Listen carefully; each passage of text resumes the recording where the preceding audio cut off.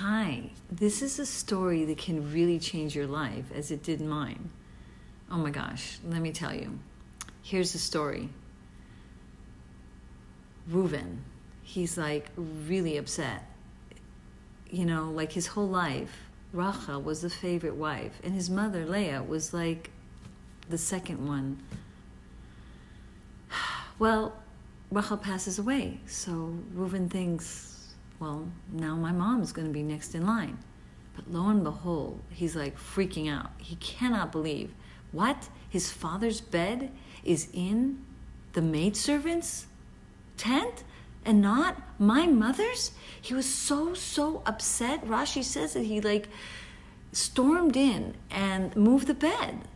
And after he did that, he lost everything. He lost his malchus, his kingship. He lost his kahuna, his priesthood, and he lost his inheritance. And like, it doesn't make sense because it came from such a holy place of wanting to really like save the honor of his mother. And then if you look in another story, it's just really fascinating. Like, it doesn't make sense. Yehuda happens to see a foxy lady on the road, she's just dressed up like a zayna, like a prostitute, because he hasn't been giving his third son to her. And she was a prophetess, and she knew that the seed of Mashiach was going to come from her. So she dresses up like a prostitute and says, okay, then I'm going to have to force my rights, as it were. And Yehuda, yes, he was plagued. The sages say that like no tzaddik could overcome such a temptation because the union had to happen for holy reasons. But anyway, so he does this, and like after this whole scene, she gets pregnant, and she's like such a tzedekah. She doesn't even want to tell the world like who this man was that impregnated her. She just keeps quiet and says, the man knows who he is. These are his objects, because he left it with her as a down payment, as it were, for the evening. To make a whole long story short, after that, he gets a reward of kingship. Like, wait a minute, Reuven, who wanted to honor his mother and from a very holy place wanted to do right by his mother, loses everything? And Yehuda, that like had this interesting encounter with this foxy woman, and like he gets the seed of Mashiach? So here's the reason why.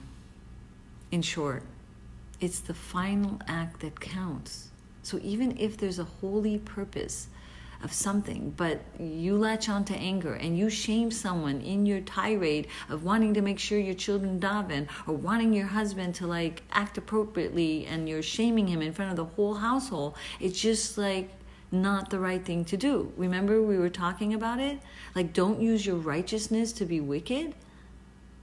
I have so many stories in my personal life that after reading this, I was like, oh my gosh, I got to change. I really got to change. Because even if my heart's desire for good ends up shaming someone or like arguing and fighting, it's just like not good. I'll give you just like one story, or maybe two. One was like we were just becoming,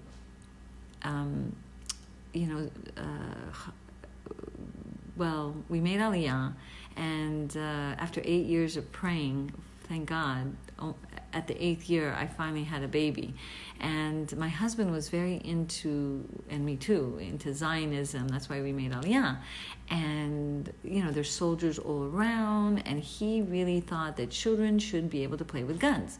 Now, I know from my own personal experience, because I was held at gunpoint, no kidding, at least one time, and then stories of my sister and her being held at gunpoint at a different time. I was just like, no, my kids are not playing with gun. It's just not good.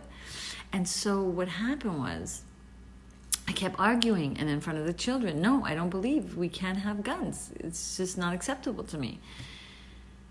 I read this, and I'm like, I'm doing this all wrong. So what I did, I thought, God, get smart about this. Let me call a rabbi and ask him what he thinks about gun playing. He told me not even on Purim is it good to play with guns. It's just very holy sages said that it was not to be given even on Purim.